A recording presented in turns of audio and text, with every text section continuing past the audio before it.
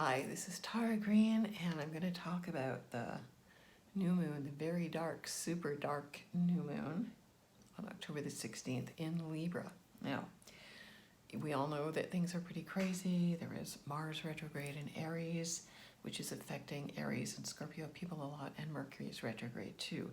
And Mercury went retrograde opposite the planet of chaos and change and unpredictability, invention, rebellion, revolution, Uranus and Taurus. So that brings another element into this whole situation here. Now, because it's the last of 3 supermoons, I mean, it's a strange supermoon because we won't see it. It's the dark moon, it's the new moon, but it will still have a more powerful effect. Now, speaking of the dark moon, the black moon Lilith, there were 3 different Liliths actually. So black moon Lilith right now is at, where is she here?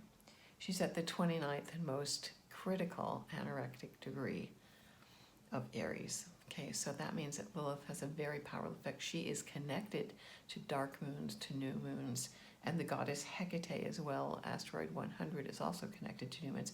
So on this very powerful new moon, which is apparently about bringing peace and balance and being the go-between and the ambassador and about relationships, there's this very strong, new intention energy, but it's also very heavy and unpredictable. Okay, now again, we are less than 3 weeks away from the big election in the US, which is profoundly affecting everybody in the world. Everybody in the world is kind of concerned about this. Now, Venus is in Virgo during this new moon, so Venus is very grounded and love is very practical right now. Venus rules the new moon. Okay, so Venus in Virgo, I'm looking at 2 different charts now. Venus in Virgo at 16 degrees is directly opposite Neptune, bringing another level of strange energy here. Venus actually is a good one in some ways because Venus is considered to be the planet of human love, especially in Virgo, the touchy and feely, even though it's hard for a lot of us to touch each other these days. And then Neptune, which is the higher octave of Venus. So Neptune is everything that's ephemeral, everything that's very creative, very spiritual, very psychic, very dreamy. Neptune is all about projection. And Neptune rules addictions. So when they're opposite each other, again, that's the symbol of balance. Libra is about oppositions, but the world is being programmed to be more oppositional.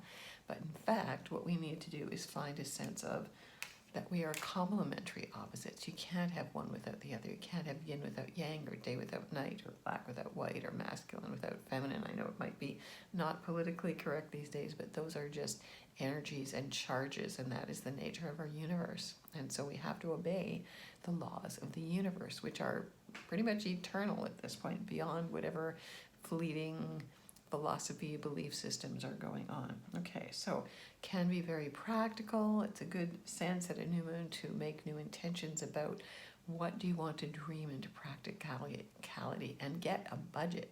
Venus in Virgo loves budget. She loves order. It's a good time for you to reorganize your imagination, like sweep out the closet of the old debris. I'm really sensing intuitively the sense of everybody's shadows really coming up big time right now. If you're feeling very tense and very testy, that is the stirring the pot. It is like I've called it a double toil and trouble new moon here because of so much heavy energy. But this is important. Dealing with the shadow, dealing with our own darkness, dealing with our projected off parts. That's very much Neptune as well. This new moon is essential, and it can be very difficult because we don't want to admit to ourselves our shame, our addiction to being slaves. I think that's very important. I know, Black Lives Matter, but we all are spiritual slaves or mental slaves or ideational slaves or financial slaves or, Neptune in Pisces rules addictions. We're all kind of all addicted to the news, to this unreality, to not being grounded. So I think this Venus in Virgo is really powerful and very strong right now, will help us to really ground ourselves in what our gut instincts are. So it's a kind of gut instinct versus woo-woo. And you can't have the spiritual without the practical. I mean, on the tree of life, we go from the the unimaginable, highest spirit, God, goddess, whatever you want to call it, down from the consciousness level into the mental, the emotional, and the physical. But they're all connected. We can't separate them out. So that's a good thing as well. Now, the other things going on here, of course, is that the Libra moon and the sun at 23 degrees Libra are also squaring the big three, Jupiter, Saturn, and Pluto. And so this really intensifies, again, all of those cardinal squares that have been going on since January the 12th, when Saturn and Pluto came together and literally triggered this heavy death, rebirth, testing, destruction energy that is what 2020 is all about. It's like the demolition derby here. You have to destroy, unfortunately, to recreate.